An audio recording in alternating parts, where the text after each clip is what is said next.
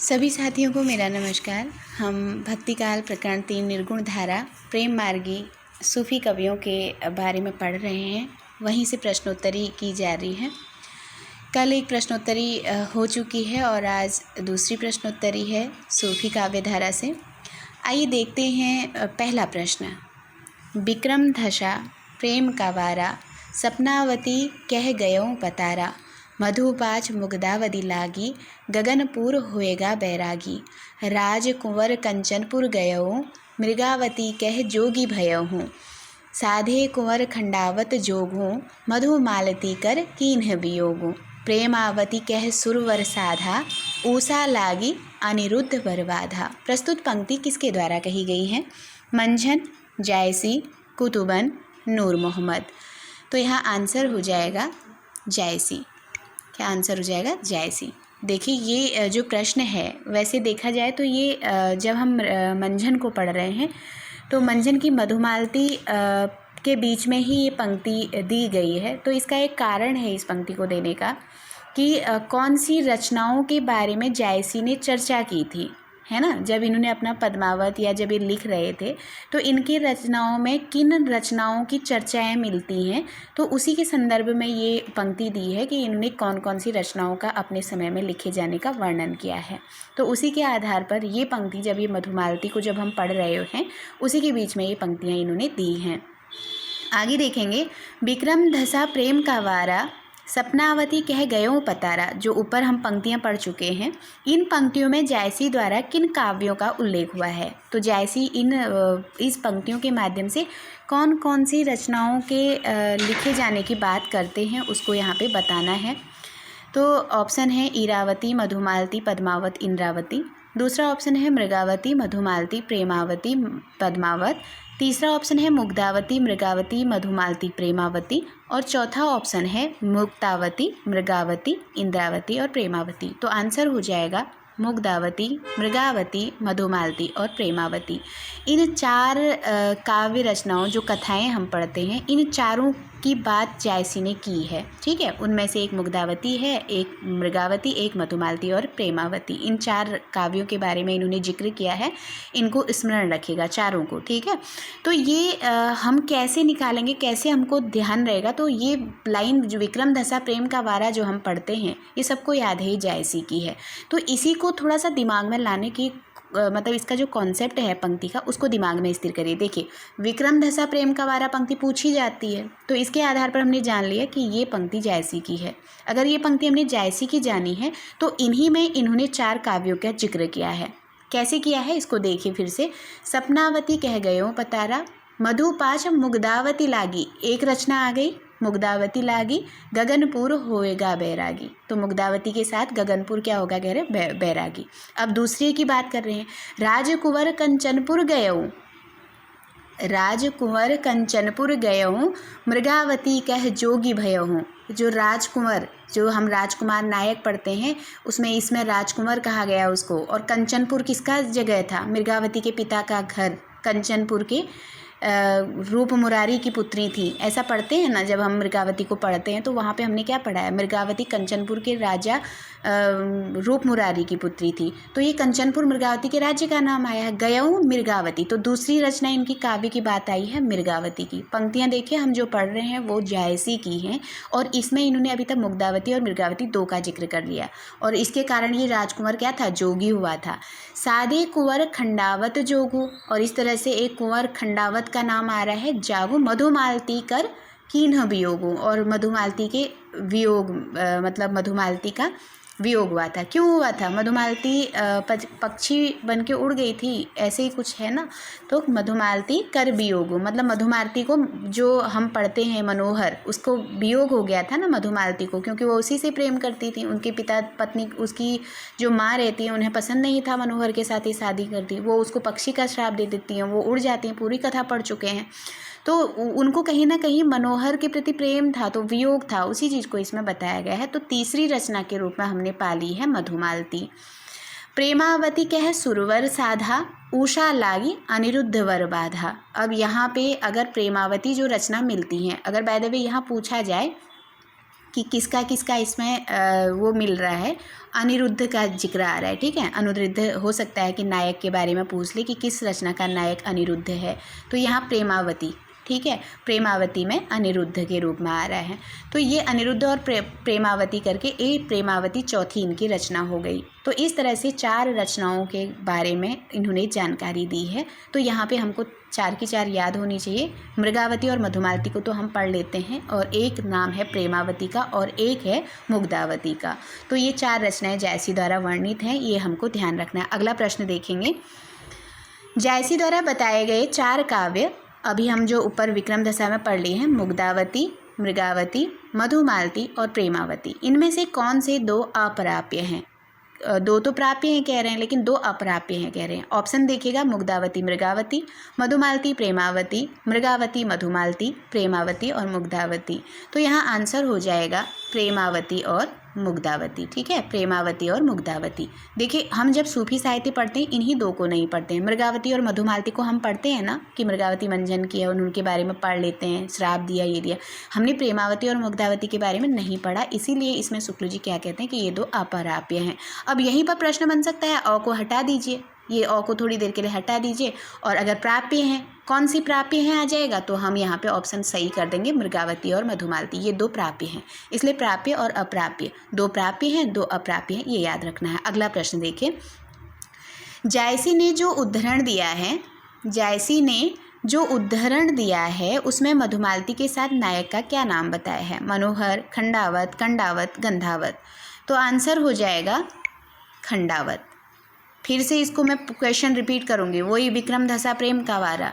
ठीक है, अब यहाँ पर देखिए, कुंवर खंडावत जोगू, कुंवर खंडावत जोगू मधुमालती कर कीन्हो वियोगु, ये आया है ना खंडावत नाम यहाँ पे। तो इसलिए हमको ध्यान रखना है, ये पंक्तियों में बहुत आंसर बन रहे हैं। ठीक है, तो कुंवर खंडावत, इन्होंने मनोहर नहीं माना है, और हम लोग जहाँ पे पढ़ते हैं मनोहर पढ़ते हैं मधुमालती का नायक। ठीक है, तो यहाँ पे जायसी ने जो उद्धरण दिया है, यानी कि विक्रम दशा प्रेम का वारा, यही उनका उद्धरण है। इसमें मधुमालती के साथ नायक का क्या नाम बताया है, उद्धरण में दिखा चुकी हूँ, थोड़ा सा हौच पौच हो गई है, लेकिन वहाँ पे मैं पढ़ रही हूँ तो आपको स्पष्ट सुनाई दे रहा होगा कि साधे कुंवर खंडावत जोगू मधुमालती कर कीन्ह वियोगू। तो यहाँ पे मनोहर न कह के उसको क्या कहा है, खंडावत कहा है। ध्यान रखिएगा इसको, बहुत महत्वपूर्ण प्रश्न इसलिए हो जाता है क्योंकि हम लोग जो रचना पढ़ते हैं मधुमालती, उसमें नायक को मनोहर पढ़ रहे हैं। और यहाँ अगर ऐसे पूछ लिया ना कि जायसी ने जो उद्धरण दिया है उसमें मधुमालती के नायक का क्या नाम है, ऑप्शन में मनोहर भी होगा, झट से मनोहर लगा देंगे, ये तक नहीं सोचेंगे कि उनके उद्धरण में उसका नाम क्या था, उद्धरण ही याद नहीं होगा हमको। ठीक है, तो इसलिए जहाँ पे जोर दे रही हूँ तो थोड़ा सा वहाँ ध्यान दीजिएगा कि जायसी ने उद्धरण दिया है विक्रम दशा प्रेम का वारा, इसी में जो मधुमालती है उसमें नायक का नाम खंडावत बताया है। अगला प्रश्न देखिए, पद्मावत की हस्तलिखित कृतियाँ प्रायः किन अक्षरों में मिलती हैं? अवधी में, ब्रजभाषा में, खड़ी बोली में, फारसी में। तो आंसर हो जाएगा फारसी में। ठीक है, अब पकड़िए, हम जानते हैं पद्मावत में सीधे यहाँ हस्तलिखित प्रतियाँ किस अक्षरों में मिलती हैं, तो ये अक्षर केवल याद रखना है। ठीक है, अक्षर की जहाँ बात आएगी वो हो जाएगा फारसी, और जहाँ पद्मावत की भाषा पूछी जाएगी वो हो जाएगा ठेठ अवधी। दोनों प्रश्न अपने आप में महत्वपूर्ण है, इसीलिए बच्चन जी इनको अवधी का अर्घान कहते हैं, ठेठ भाषा अवधी होने के कारण, है ना। और तत्सम प्रधान अवधी वो तुलसी की मानी गई है। तो ये चीज़ ध्यान रखनी है। यहाँ हम लोग जैसे पद्मावत की हस्तलिखित प्रतियाँ केवल दिमाग में आएगा तो हम सीधे उसमें अवधी लगा देंगे, क्योंकि दिमाग में तो यही चलता है कि अवधी भाषा में है। ये आप लोगों के साथ होता है या नहीं मैं नहीं जानती हूँ, मेरे साथ अक्सर होता है, तो मैं अपने व्यक्तिगत विचार बता रही हूँ आपको कि अवधी दिमाग में आ जाएगा और वहाँ पे अवधी लगा देंगे। लेकिन ये अक्षरों की बात हो रही है, और हस्तलिखित प्रतियाँ जो हाथ से लिखी हुई प्रतियाँ हैं उनकी बात हो रही है, और उसमें जो अक्षर हैं वो फारसी के हैं, ये ध्यान रखिएगा। आगे देखेंगे, शुक्लानुसार मधुमालती के नायक का नाम मनोहर केवल एक हस्तलिखित प्रति में मिलता है। अब एक हस्तलिखित प्रति मिली है शुक्ल जी को, और उस हस्तलिखित प्रति में शुक्ल जी कहते हैं कि जैसे जायसी ने खंडावत वगैरह नाम दिया है, तो उसमें इनका हस्तलिखित नाम में एक हस्तलिखित में मुझे मनोहर मिला है कहते हैं। और ये मनोहर वाला जो मुझे हस्तलिखित प्रति मिली है, ये शुक्ल जी के अनुसार किस विश्वविद्यालय में रखी गई है, उस पुस्तकालय का नाम बताना है। तो पहला ऑप्शन है हिंदू विश्वविद्यालय, कलकत्ता विश्वविद्यालय, नेपाल का राजपूताना या इलाहाबाद विश्वविद्यालय। तो यहाँ आंसर हो जाएगा हिंदू विश्वविद्यालय। हिंदू विश्वविद्यालय यानी कि जिसको हम काशी हिंदू विश्वविद्यालय कहते हैं, आजकल जो VHU के नाम से जाना जाता है। ठीक है, तो इसी में वो हस्तलिखित प्रति रखी गई है जिसमें मधुमालती के नायक का नाम मनोहर मिलता है। इसके अलावा भी एक जगह मनोहर और मिलता है, इसको दूसरे प्रश्न में देखें। हिंदू विश्वविद्यालय में हस्तलिखित प्रति के अलावा किस रचना में मधुमालती के नायक का नाम मनोहर बताया गया है? एक तो हमने पकड़ लिया, तो अब दूसरी रचना बताना है कि एक हिंदू विश्वविद्यालय में हस्तलिखित प्रति मिली जिसमें मनोहर बताया गया मधुमालती के नायक का। अब एक और रचना है जिसमें मनोहर नाम मिलता है, बताइए वो कौन सी है? मृगावती है, मधुमालती है, चित्रावली है या प्रेमावती है? तो यहाँ आंसर हो जाएगा चित्रावली। क्यों है बताते हैं, इसको भी समझिएगा।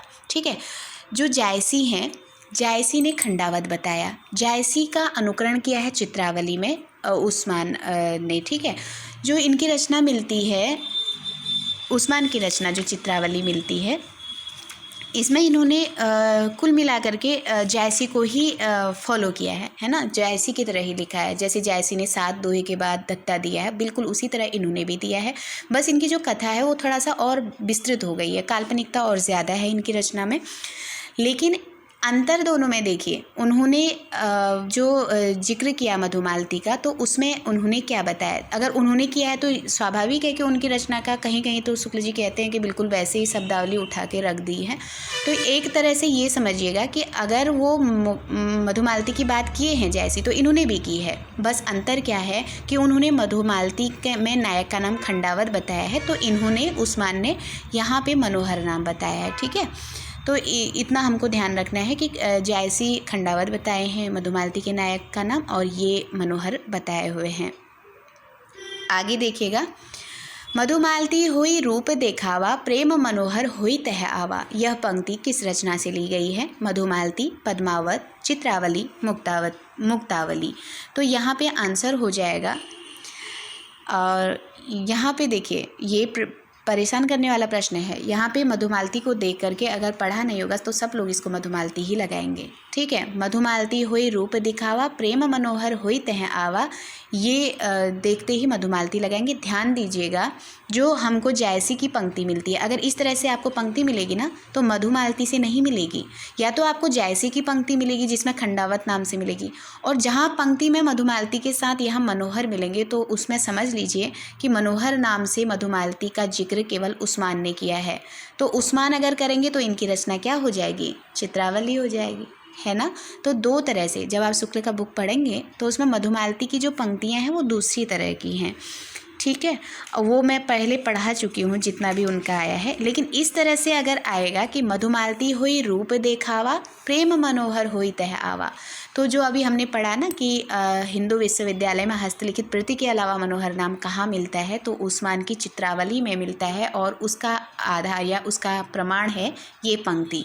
ये पंक्ति उस्मान की रचना से है, चित्रावली से। उसमें इन्होंने कहा है कि मधुमालती हुई रूप दिखावा, प्रेम मनोहर हुई तह आवा। तो यहाँ ये पंक्ति किससे है? तो चित्रावली से। आगे प्रश्न देखिए, मधुमालती की बहुत अधिक प्रसिद्धि किस रचना से पहले मानी गई है? अब मधुमालती की प्रसिद्धि बहुत पहले किस रचना से पहले मानी गई है? ये बहुत प्रसिद्ध थी, और जब ये रचना आई उसके बाद इसकी प्रसिद्धि थोड़ा कम हो गई है। तो कौन सी रचना है? तो यहाँ आंसर हो जाएगा पद्मावत। थोड़ा सा ये प्रश्न डाउट करने वाला है।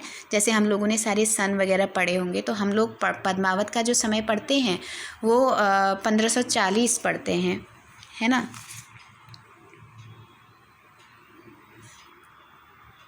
1540 पढ़ते हैं, और यही जब हम मधुमालती का समय पढ़ते हैं वो 1545 पढ़ते हैं। तो ये पहले कैसे आ गई? प्रश्न ये उठता है कि ये पहले कैसे आई और पहले अधिक प्रसिद्धि का कारण कैसे रही?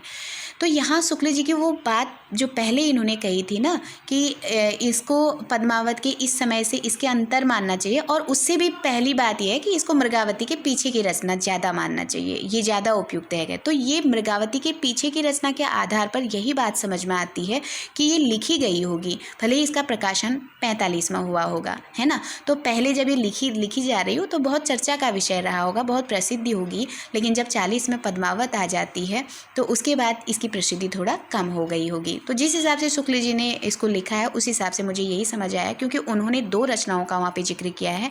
एक तो इन्होंने कहा है कि ये पद्मावती के इतने समय से इतने के अंतराल में ये आई होगी। दूसरा ये कहते हैं कि इससे पद्मावत से भी पहले जो कुतुबन की मृगावती है उसके पीछे की रचना इसको समझना उचित होता है, उचित समझना चाहिए। उसकी तरफ इन्होंने ज़्यादा उसको वो दे दिया, झुकाव दे दिया कि कुतुबन के बाद जो मृगावती है उसके बाद की इसको समझना चाहिए। इसका मतलब यही है, अब जब हमको सन में ये मिलती है तो 1545 में मिलती है, ये भी सच है। तो इसका मतलब यही समझ में आता है कि उस समय ये चर्चा में होगी या उस समय प्रकाशित नहीं हुई होगी, लेकिन चर्चा का विषय रही होगी। अब आगे देखेंगे। अब इसका एक एग्जाम्पल हम पद्मावत के संबंध में भी ले सकते हैं। जैसे पद्मावत का आरंभ तो 20 से माना गया है, देखिए कितना लंबा चला है, 20 साल तक क्या लिखने में होगी, तो उस विषय में वो चर्चित रही होगी पद्मावत बाद में। तो इसीलिए हो सकता है कि मधुमालती भी पहले से लिखी जा रही हो, ये बात ध्यान रखिएगा। आगे देखेंगे, बस हमको केवल प्रश्न को ध्यान रखना है कि मधुमालती से अधिक प्रसिद्धि, मधुमालती की बहुत अधिक प्रसिद्धि किस रचना से पहले मानी गई है, तो वो पद्मावत है।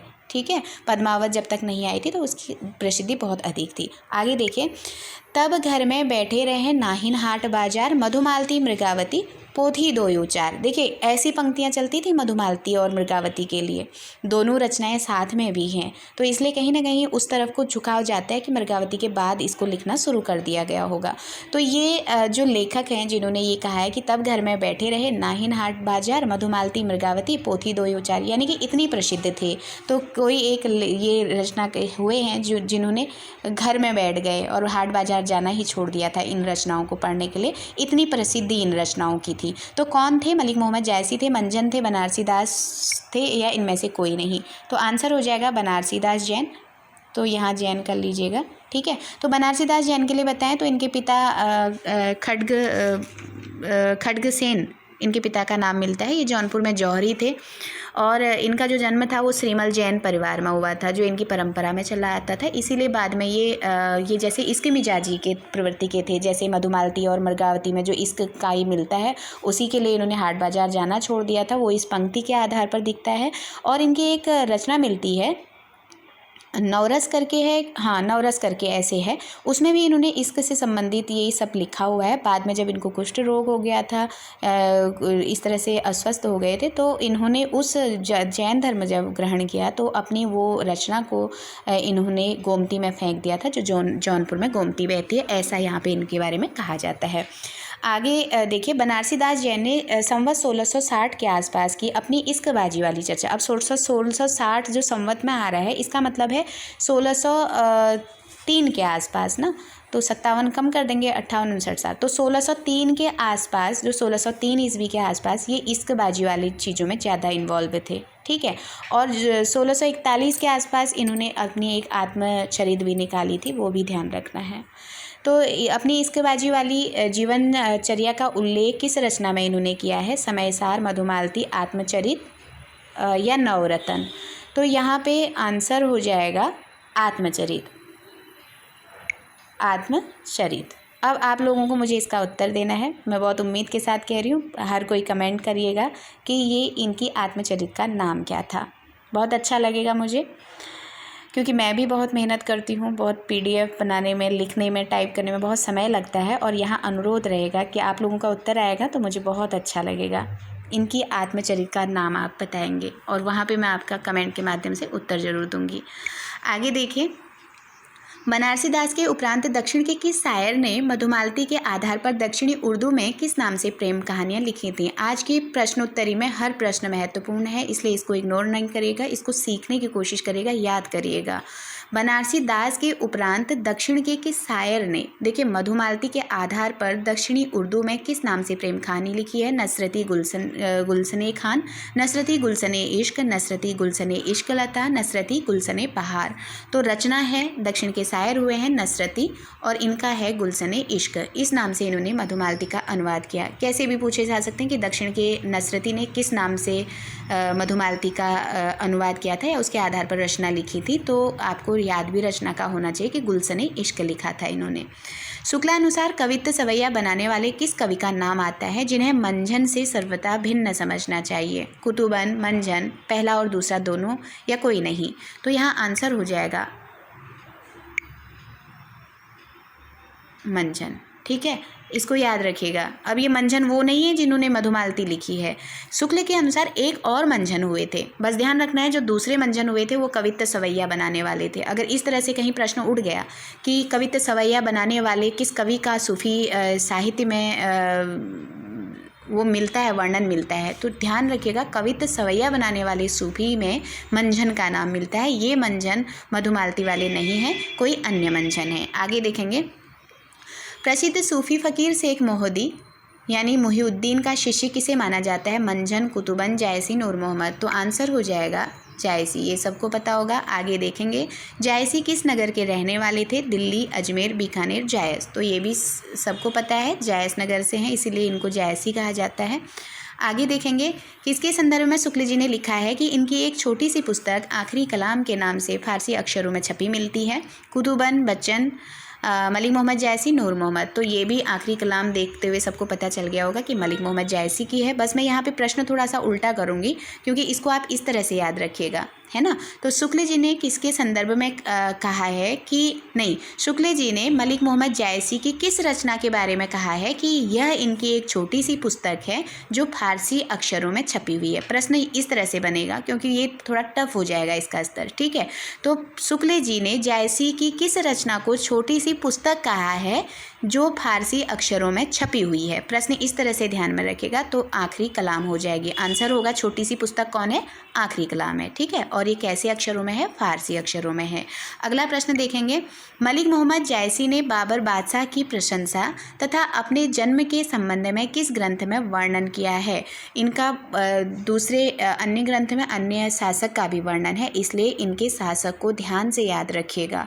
तो मलिक मोहम्मद जायसी ने अपना जन्म हो गया और बादशाह का वर्णन हो गया, बाबर बादशाह का, किस में किया है? आखिरी कलाम में, पद्मावत में, कहरनामा में, अखरावट में। तो आंसर हो जाएगा आखिरी कलाम में। इस रचना में इन्होंने बाबर जो बादशाह थे उस समय के और अपने जन्म के संबंध में दोनों बातें किस में की हैं? आखिरी कलाम में की हैं।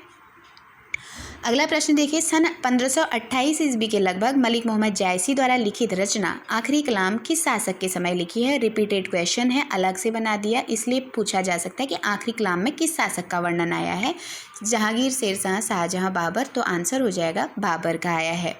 भा अवतार मोर 9 सदी 30 बरस ऊपर कवि बदी। यह पंक्ति जायसी के किस रचना से ली गई है? भा अवतार मोर 9 सदी 30 बरस ऊपर कवि बदी। ये पंक्ति किस रचना से इनकी कही गई है? आखिरी कलाम, पद्मावत, अखरावट, कहरनामा। अभी मैंने जन्म से संबंधित आपको ऊपर बताया था कि ये देखिए, ये बताया था ना, 2 बातें बताई थी कि जन्म के संबंध में और बाबर के संबंध में इनका वर्णन कहाँ पे मिलता है? आखिरी कलाम में मिलता है। जब यहाँ हम पढ़ लिए हैं तो यहाँ समझना, पंक्ति को समझिए। यहाँ भा अवतार, उनके जन्म की ही बात कही गई है। तो जन्म कब हुआ था? तो अगर अवतार हमको याद रहेगा कि अवतार वाली पंक्ति आ रही है, और मोर 9 सदी, 9 सदी मतलब 900 में, 930 बरस ऊपर कविबती, उससे 30 बरस ऊपर, 927 हो गया ना, ऐसे करके। तो ये किस में माना गया है? किसने, कवियों ने कहा है कहते, तो किस रचना से ये पंक्ति मानी गई है? आखिरी कलाम से, पद्मावत से, अखरावट से, कहरनामा से। 2 तरह से हमने प्रश्न पढ़ लिए हैं कि अपने जन्म के संबंध में और बाबर का वर्णन इन्होंने किस में दिया है, तो हमने पहले पढ़ लिया कि आखिरी कलाम में दिया है। अब यहाँ पंक्ति के माध्यम से पूछा जा रहा है कि भा अवतार मोर 9 सदी, मेरा अवतार होने की बात, जन्म होने की बात, अवतार मतलब जन्म, ये किस में कहा है? अगर जन्म हमने निकाल लिया कि अवतार मतलब जन्म है और जन्म से हम जानते हैं कि ये आखिरी कलाम में है, तो आंसर हो जाएगा आखिरी कलाम। मलिक मोहम्मद जायसी कृत सबसे प्रसिद्ध रचना कौन मानी गई है? पद्मावत, अखरावट, आखिरी कलाम, कहरनामा। तो ये तो सबको पता होगा कि पद्मावत को इनकी प्रसिद्ध रचना माना गया है। आगे देखेंगे, सन 927 आहा कथा आरंभ बैन कवि कहा। किस रचना के संदर्भ में पंक्ति है? आखिरी कलाम, अखरावट, कान्हावत, पद्मावत। अब यहाँ आंसर हो जाएगा पद्मावत। देखिए यहाँ क्या कह रहे हैं? 927 कह रहे हैं, तो देखिए ये हिजरी में है, ठीक है, हिजरी का समय है। सन 927 आहा, कथा आरंभ। अब यहाँ 27 के बाद आरंभ की बात कर रहे हैं, तो यानी कि ये जो समय दिया गया है हिजरी में, ये क्या होगा जब इन्होंने पद्मावत का आरंभ किया है। ये प्रश्न बनता है कि इन्होंने पद्मावत का आरंभ कब से किया था, तो इसी हिजरी सन से आप इसका समय निकालेंगे। तो हिजरी सन को निकालने के लिए हम जैसे उसमें हम क्या करते हैं, संवत से ईस्वी निकालने के लिए 57 को लेस करते हैं, है ना। यहाँ हम 593 को जोड़ देंगे, ठीक है, 93 को। अब साथ में 3 जोड़ेंगे, 8 9 10 शून्य आया और एक इसमें वो आ गया 9 10 11 और 1 12, ये 2 आ गया, ठीक। अब एक और बच गया और 9 में 5 जोड़ लीजिए, 10 11 12 13 14 और 1 15। ये देखिए 1520 ईस्वी में हम आरंभ पढ़ते हैं ना, तो इसलिए इसका पद्मावत का समय आरंभ का कितना आ गया, 1520 ईस्वी आ गया। अब अगला प्रश्न देखिए, सन 927 आहा पंक्ति के आधार पर जायसी ने पद्मावत का आरंभिक समय क्या माना है। तो ऊपर निकाल चुके हैं, इससे समझ में आ गया होगा, 1510 1520 1530 1540। तो आंसर हो जाएगा 1520 ईस्वी माना है। तो ये आप लोग समझिएगा कि उसको निकालने के लिए हमको कितना कम करना पड़ेगा, 593। आगे देखेंगे, कम नहीं जोड़ना पड़ेगा। आगे देखेंगे, शेरशाह दिल्ली सुल्तानहु चारहु खंड तपे जजबानु ओहि छाज राज औ पाटू सब राजा भुई धरा ललाटू। यह पंक्ति किस रचना से ली गई है। अब याद रखिएगा, हमने जब बाबर का पढ़ा था तो बाबर आखिरी कलाम में उनको जोड़ दीजिए कि नहीं, आखिरी में बाबर ही आए थे, आखिरी में बाबर आए थे, आखिरी में बाबर आए थे। 2 पार याद करिए कि आखिरी में कौन आए थे, बाबर आए थे, तो आखिरी कलाम बाबर की हो गई। अब यहाँ शेरशाह आ रहे हैं, तो शेरशाह हैं तो किस में आएंगे, ये पद्मावत में आएंगे, ठीक है। शेरशाह दिल्ली सुल्तानु चार खंड तपे जसभानु ओहि छाज राज और पाटू सब राजा भुई धरा ललाटू। यह पंक्ति किस रचना से ली गई है, तो ये इनकी पद्मावत में मिलती है। बस 2 ही राजाओं का वर्णन आता है, 2 बादशाहों का, एक शेरशाह का और एक क्या कहते हैं, बाबर का, है ना। बाबर के लिए आखिरी कलाम एक याद कर लेंगे तो शेरशाह पद्मावत में आ जाएंगे। मलिक मोहम्मद जायसी ने, अगला प्रश्न देखिए, मलिक मोहम्मद जायसी ने किस ग्रंथ के आरंभ में मसनवी की रूढ़ी के अनुसार साहे वक्त की प्रशंसा की है, और साहे वक्त का नाम भी बताइए, ठीक है।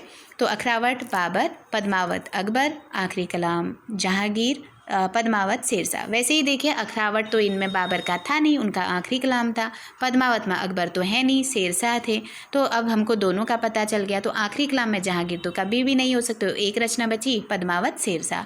तो पद्मावत का वर्णन इन्होंने मसनवी रूढ़ी के आधार पर साहे वक्त की प्रशंसा की है। और मसनवी को आप जानते होंगे, उसमें 4 बातों का ये लोग ध्यान करते हैं, चाहे वो पहले साहिब जो ईश्वर रहते हैं उनका करते हैं, गुरु का करते हैं, साहे वक्त का करते हैं, फिर अपने जन्म स्थान के बारे में इसमें लेखक अपना बताता है। इस तरह से मसनवी की रूढ़ी रहती है। आगे देखेंगे, शेरशाह का शासन 1540 ईस्वी से हुआ था। इस दशा में यह जान पड़ता है कि कवि जायसी ने इस रचना को शेरशाह के समय ही पूरा किया था। तो 1540 के आसपास जो इनका युद्ध होता है ना, हुमायूं से 2 युद्ध लड़ते हैं और हुमायूं हार जाता है, तो कहीं चले जाते हैं वो छिपते छुपाते, तो वहाँ पे शेरशाह का 2 वर्ष के लिए या 3 वर्ष के लिए ऐसे शासन रहता है इनका वहाँ पे, हुमायूं को हराने के बाद। तो यहीं पे 1540 के आसपास होता है। तो उस समय जब ये बनते हैं तो उसी के समय की रचना कौन सी मानी गई है, अखरावट, पद्मावत, आखिरी कलाम या कनावत। तो यहाँ आंसर हो जाएगा पद्मावत। अब याद रखिएगा, शेरशाह के समय इन्होंने पद्मावत को लिखा था। अगला प्रश्न देखेंगे, और यहाँ एक बार बताएं, 1540 को इन्होंने हिजरी में दिया है ना, जैसे हिजरी में अभी हम लोग वहाँ कन्फ्यूजन हो रहा था थोड़ा सा, 1 मिनट बता दें।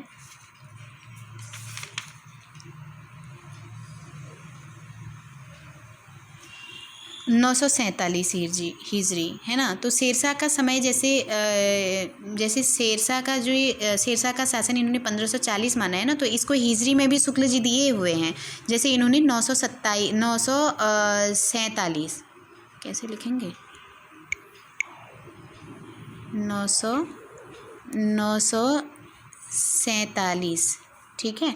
ये इन्होंने देखिए हिजरी में दिया है शेरशाह का समय। अब मैं यहाँ पे आपको ईस्वी में बता रही हूँ 1540। अब आपको निकालना है, मैंने जो बताया उसी को इसमें कर लीजिए, 593। अगर ये सही हो रहा है तो इसका मतलब हम इतना ही जोड़ेंगे, है ना। तो इसमें जोड़ेंगे, साथ में 3 जोड़ लीजिए, साथ में 3 जोड़ेंगे, 8 9 10 शून्य आ गया, 1 बचा, फिर 9 में 4 जोड़ लीजिए, 13 हो गया, और 1 ये जुड़ गया, 14 हो गया, और 1 और बचा, फिर 9 में 5 जोड़ लीजिए, 14 हुआ और एक ये जुड़ गया 1540, आया कि नहीं आया। तो इसलिए याद रखिएगा कि हिजरी निकालने के लिए 593 को हम लोग जोड़ेंगे तो उसमें आंसर आ जाएगा। आगे देखिए, पद्मावत का एक बांग्ला अनुवाद किसके द्वारा करवाया गया और किसने किया तथा किस राज्य से इसका संबंध है। अभी इससे पहले हम पढ़ रहे थे मधुमालती का किसने किया था। अब ये कन्फ्यूजन कराती है ना, कभी कभी हम लोग मधुमालती का पढ़े और हमको नसरती याद आ रहा है, हमने नसरती का इश्क लिख लिया और यहाँ पद्मावत की बात करी जा रही होगी कि पद्मावत का बांग्ला अनुवाद किसने किया था और हम वहाँ लिख देंगे नसरती ने किया था। और इस क्या नाम था उसका, भूल रहा है किस नाम से किया है, तो एक मिनट, गुलशन इश्क नाम से है ना। तो ये पद्मावत का और मधुमालती का दोनों में लिखा गया है, इसलिए ध्यान रखिएगा कि जो गुलशन इश्क है नसरती ने मधुमालती का किया है। बस नसरती को ध्यान रखना है मधुमालती के लिए, एक दो बार याद करें कि मधुमालती नसरती, मधुमालती का अनुवाद नसरती ने उसको प्रेरणा लेके उससे किया था और गुलशन इश्क नाम से किया था। अब यहाँ आ रहा है कि पद्मावत का बांग्ला अनुवाद किसने किया था। पहले तो इसमें 3 बातों को ध्यान रखना है कि किसके द्वारा करवाया गया था, यानी कि कवि ने खुद नहीं किया, किसी के द्वारा करवाया गया। और फिर किसने किया, अब किसने किया में कवि आ गए, वो कवि हैं तो वो ही करेंगे। और किस राज्य से इनका संबंध है और राज्य का नाम बताया। आलो उजाला मगन ठाकुर झांसी, मगन ठाकुर आलो उजाला जौनपुर, वजीर मगन ठाकुर आलो उजाला अराकान, और इनमें से कोई नहीं। तो आंसर हो जाएगा ये करवाने वाले वजीर मगन ठाकुर ने करवाया था और आलो उजाला इसमें कवि थे, इन्होंने किया था। और अराकान है, ठीक है, ये आ की मात्रा आप डाल लीजिएगा, अराकान से इनका संबंध था राज्य से। तो इसलिए पद्मावत का ध्यान रखिए कि पद्मावत का जो अनुवाद वह आलो उजाला ने किया है। पद्मावत का अनुवाद आलो उजाला ने किया। किसने करवाया था, मगन ठाकुर ने करवाया था।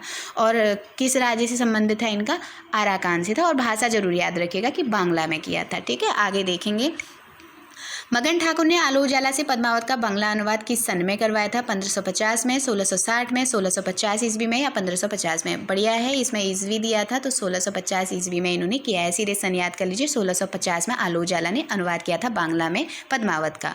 आगे देखिए, शेर मोहम्मद जति जखन रचिल ग्रंथ संख्या सप्तविस नवशत, यह पंक्ति किस रचना से दी गई है। और इसमें भी नवशत, देखिए सप्तविस नवशत आया है ना, देखिए इसमें भी आया है सप्तविस नवशत। नवशत मतलब 900 हो गया, नवशत, शत मतलब होता है 100, तो 9 मतलब 9 हो गया, शत मतलब 100 हो गया, और सप्तविस मतलब 20 से 7 अधिक यानी कि 27। इन्होंने भी पद्मावत का समय इसमें 927 ही माना है, कह रहे हैं, ठीक है। और ये पंक्ति किस रचना से ली गई है, शेख मोहम्मद जति जखन रचित ग्रंथ संख्या सप्तविस नवशत, यह पंक्ति किस रचना से की गई है, जिसमें भी समय 927 ही बताया गया है।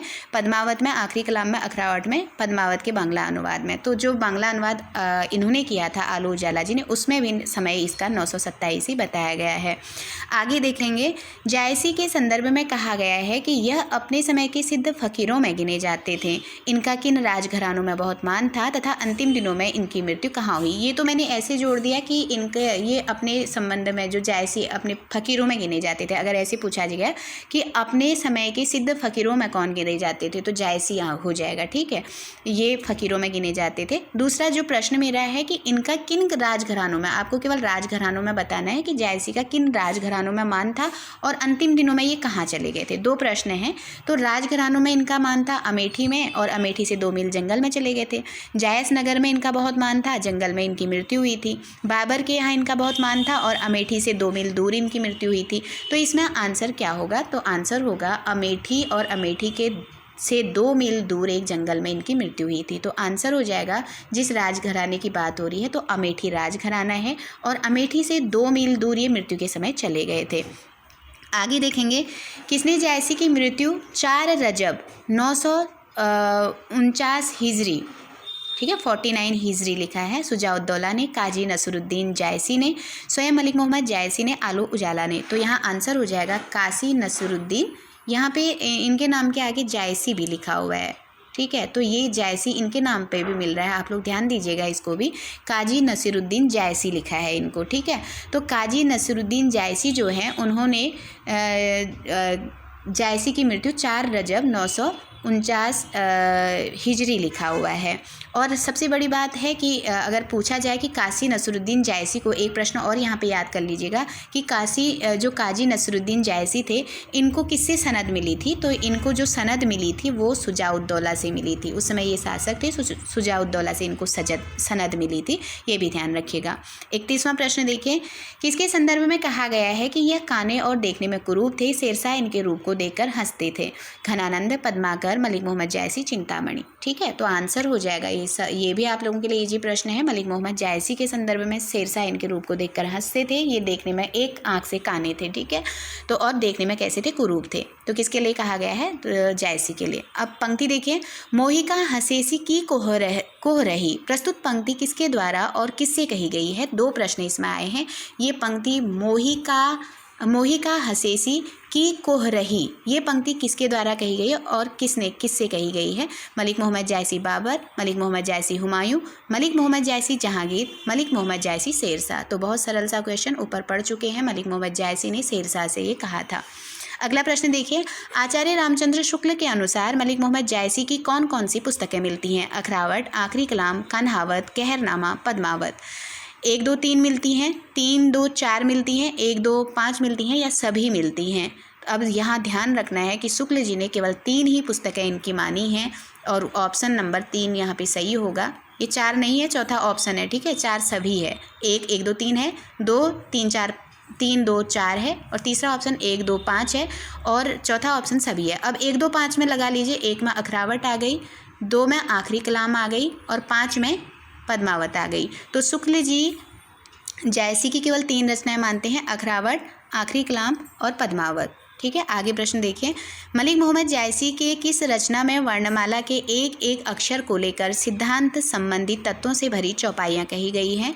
मोस्ट प्रश्न है, इम्पोर्टेंट, बहुत मोस्ट। ठीक है, सुपर मोस्ट कर दीजिए इसको, इतना महत्वपूर्ण प्रश्न है कि मलिक मोहम्मद जायसी के किस रचना में वर्णमाला के एक एक अक्षर को लेकर के, ठीक है, एक एक अक्षर और किसके? वर्णमाला के, इसको लेकर के चौपाइयाँ कही गई हैं? आखिरी कलाम में, अखरावट में, पद्मावत में, या कान्हावत में?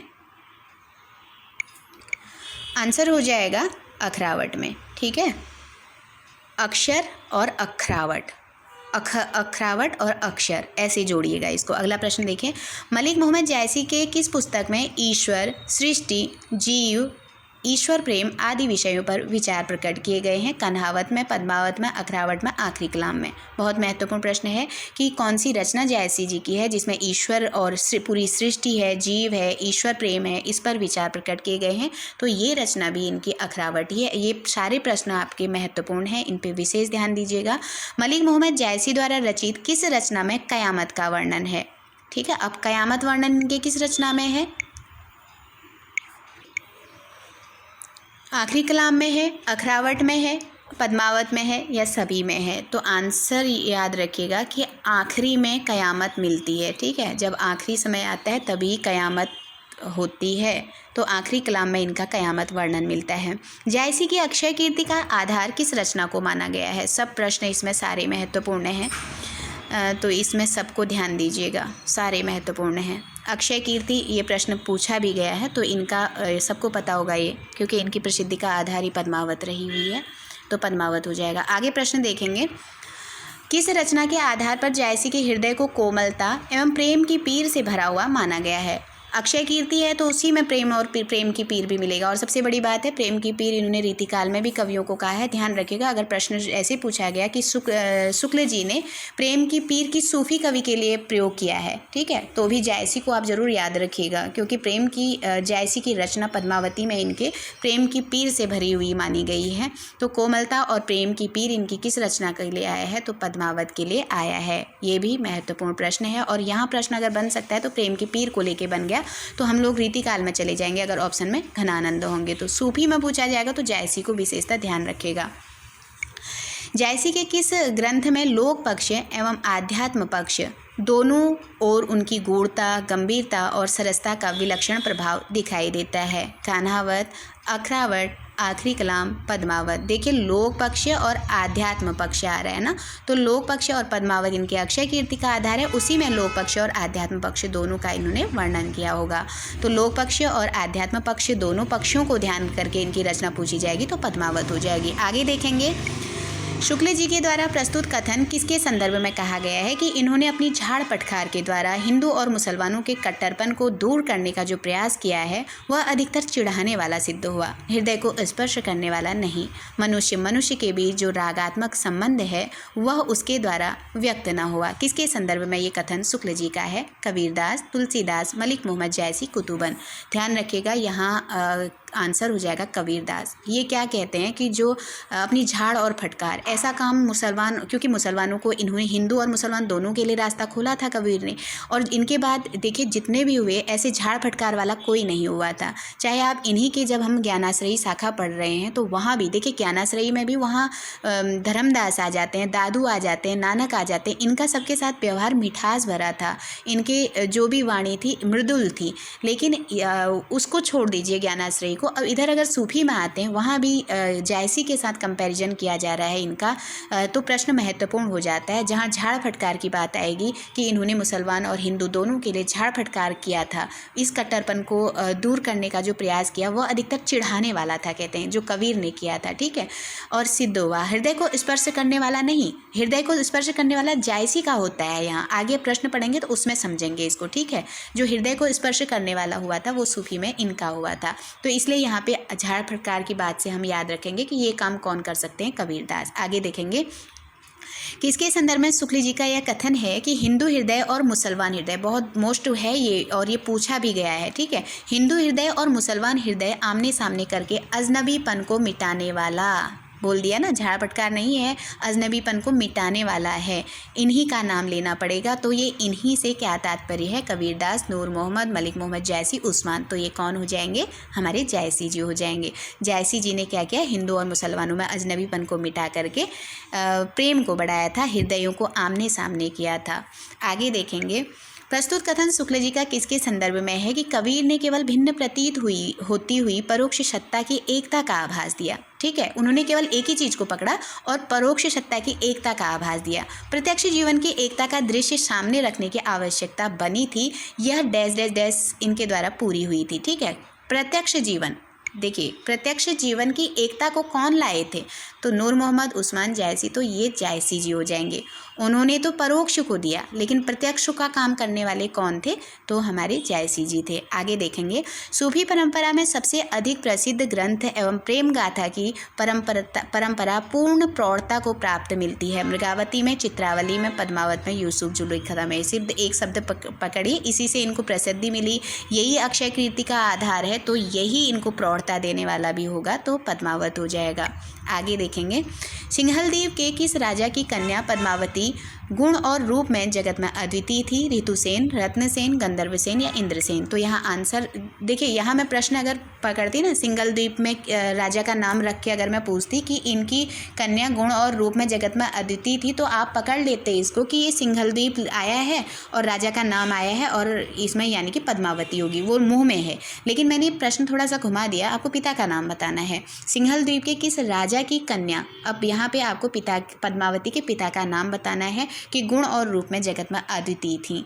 तो ऋतुसेन पिता है इनके, रतनसेन है, गंधर्वसेन है या इंद्रसेन है। तो आंसर हो जाएगा, इनके पिता का नाम है गंधर्वसेन। अब इसी वजह से पद्मावती के पिता का नाम आपको याद रहेगा कि गंधर्वसेन है। आगे देखेंगे, पद्मावती के पास एक हीरामन नाम का सुआ यानी कि तोता था, उसका वर्णन किस रंग, उसका वर्णन गलत हो गया, इसका वर्ण, ठीक है, उसका वर्ण किस रंग का था जो बहुत वाचाल और पंडित था? हरे रंग का, पीले रंग का, स्वर्ण रंग का, कोई नहीं। तो यहाँ पे आंसर हो जाएगा स्वर्ण रंग का। तोता कैसा था? स्वर्ण रंग का। प्रश्न बन सकता है, हम हरा रंग लगा सकते हैं, एक्चुअली तोते का रंग ही हरा होता है। अगर पढ़ा नहीं होगा तो ऑप्शन में हरा रंग है तो हरा रंग लगा सकते हैं, क्योंकि तोता कैसा होता है? हरा ही तोता है। तो यहाँ पे ऑप्शन के अकॉर्डिंग जो ये तोता था, ये कैसा था? स्वर्ण रंग का था और बहुत वाचाल और पंडित था। तोता बोलता नहीं है, लेकिन ये गुरु था, वाचाल था, ठीक है। अब देखिए, एक दिन पद्मावती को वर न मिलने के विषय में वह कुछ कह रहा था कि राजा ने सुन लिया और बहुत कोप किया। सुआ राजा के डर से उड़ गया था। वह उड़ते उड़ते किसे मिला था? एक ब्राह्मण को, एक बहेलिए को, रतन सेन को, या किसी को नहीं। तो यहाँ आंसर हो जाएगा, तीसरा ऑप्शन ही मेरा गायब हो गया है इसमें से। तो इसमें आंसर है कि ये एक बहेलिए को मिला था। ठीक है, सबसे पहले ये तोता पकड़ा जाता है एक बहेलिए के द्वारा। ठीक है, तो इसका क्रम भी आप लोग ध्यान रखिएगा कि पहले बहेलिया पकड़ता है, बहेलिया उसको ब्राह्मण को बेच देता है और ब्राह्मण उसको रतन सेन को बेचता है। ये क्रम ध्यान रखिएगा। ठीक है, चित्तौड़गढ़ का ही एक ब्राह्मण होता है, बहेलिया शिकारी को कहते हैं। तो ये अक्सर पकड़ते हैं ना पशु पक्षियों को। तो तोते को किसने पकड़ा था? तो बहेलिए ने पकड़ा था, एक शिकारी ने पकड़ लिया था। और फिर इसने एक ब्राह्मण को, जो चित्तौड़गढ़ का राजा है, बहेलिया ऐसे ही है, तो ब्राह्मण जो चित्तौड़गढ़ का ब्राह्मण था उसको उसने बेच दिया। तो ब्राह्मण से फिर रतन सेन ने इसको खरीदा था। तो तीनों का क्रम याद रखिएगा यहाँ पे। बहेलिए ने तोते को एक चित्तौड़ के ब्राह्मण को बेच दिया था। ब्राह्मण से कितने रुपये देकर चित्तौड़ के राजा रतन सेन ने तोता खरीद लिया? जब रतन सेन देखते हैं ना कि बोलने वाला तोता है, उनको बहुत भा जाता है और काफ़ी हद तक वो प्रिय भी हो जाता है उनका। तो ये कितने में इसको खरीद लेते हैं? 10,000 में, 20,000 में, 50,000 में और 1 लाख में। ठीक है, तो 1 लाख में, इसमें 10 के बाद कॉमा लगाए, इसको 1 लाख कर लीजिएगा। ठीक है, तो यही ऑप्शन सही है इसमें। 1 लाख में ये खरीद लेते हैं। तो ब्राह्मण को कितना यहाँ पे फ़ायदा हुआ है? 1 लाख में उनको तोता खरीद मिल गया था। तो यहाँ पे 1 लाख आंसर सही हो जाएगा। मैंने इसमें 50 प्रश्न बनाए थे, मेरा एक पेज छूट गया है। थोड़ा सा इसमें आप लोगों को आपत्ति होगी कि थोड़ा सा दिक्कत होगी। आपत्ति क्या होगी? दिक्कत हो जाएगी, इसलिए लेकिन मैं उसको कवर करवा देती हूँ। थोड़ा सा मुझे व्हाट्सएप पे जाना पड़ेगा, तो आप लोग बने रहिए, उसको भी पूरा कर लेते हैं। एक पेज केवल बचा हुआ है, ये देखिए। अब इसमें मैं टिक मार्क नहीं लगा पाऊंगी, बस आप आंसर सुन लीजिए। सुआ से किसने पूछा था कि संसार में मेरे समान सुंदरी भी कहीं है? ये सीधे सीधे कोटेशन उठाया गया है। ठीक है, सुआ से किसने पूछा था कि संसार में मेरे समान सुंदरी भी कहीं है? इस पर सुआ हंसा और उसने सिंहल की पद्मिनी का वर्णन करके कहा था कि उसमें और तुम में दिन और अंधेरी रात का अंतर है। तो ये किसने पूछा था कि संसार में मेरे समान सुंदरी भी कहीं है? तो यहाँ उत्तर देना है आपको, पद्मावती, मृगावती, चित्रावली या नागमती। तो यहाँ आंसर हो जाएगा नागमती। देखिए टिक मार्क नहीं कर पा रहे हैं आप, आंसर देखिएगा कि नागमती ने इनसे प्रश्न तोते से पूछा था और तोते ने उस समय उनको बताया था कि उसमें और पद्मिनी में दिन और रात का अंतर है। अब इनको, नागमती को एक तरह से ये रात बोल देते हैं और पद्मिनी को दिन बोल दे रहे हैं, इतना अंतर है।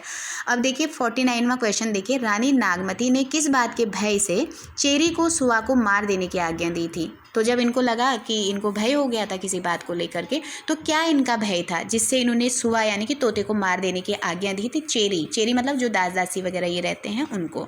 तो सुआ रत्नसेन का प्रिय न बन जाए, इस भय से इन्होंने आज्ञा दी थी। या सुआ राजा से पद्मिनी के रूप की प्रशंसा न कर दे, इस भय से किया था। या दोनों कथन सत्य हैं, या पहला सत्य है और दूसरा असत्य है। तो यहाँ पे ऑप्शन 2 सही है इसमें कि सुआ राजा से पद्मिनी के रूप प्रशंसा की वर्णन न कर दे।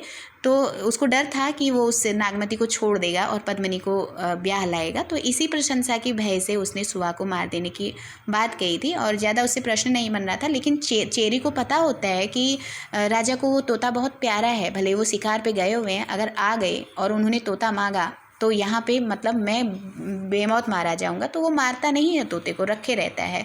और तोता क्या, वो जब राजा शिकार से आते हैं पूछते हैं तोता कहाँ है, तो वो कुछ नहीं बताया जाता। लेकिन चेरी से जब बुलाया जाता है तो चेरी उसको सब बता देता है कि इस तरह से वो मेरे पास है, मैंने उसको मारा नहीं। तो यहाँ पे जब तोते से पूछा जाता है तो तोता सब कुछ बता देता है कि मैंने नागमती मतलब रानी को ये बताया था कि पद्मिनी तुमसे खूबसूरत और ये है, इसी वजह से इन्होंने मुझे मारने का आदेश। तो पूरी कहानी ये सुन लेता है और यहाँ पे उनका वर्णन भी हो जाता है।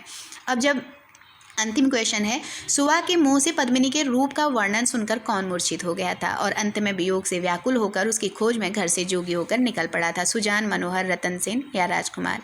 तो यहाँ पर जब वही डर नागमती को था और बिल्कुल वैसा होता भी है कि जब सुआ उनको बताता है कि इस तरह से मैं, नागमती मुझसे ये पूछ रही थी और मैंने इनको बता दिया कि पद्मिनी तुमसे और अधिक सुंदर है और वो इतनी सुंदर है कि तुम में दिन और रात का अंतर है। जब इस तरह का वर्णन रतन सेन उनके मुँह से सुनते हैं तो उसको कल्पना कल्पना में ही वो वहाँ पे मूर्छित हो जाते हैं और इतना वियोग उनको हो जाता है कि वो व्याकुल होकर के उसकी खोज में जोगी बन के निकल जाते हैं। ठीक है, तो इसलिए इसमें आंसर हो जाएगा रतन सेन। तो इस तरह से हमने आज 50 प्रश्नों को देखा। कल आगे इससे आगे का प्रश्नोत्तरी कंटिन्यू रहेगी और आप लोगों का बहुत बहुत धन्यवाद, आभार।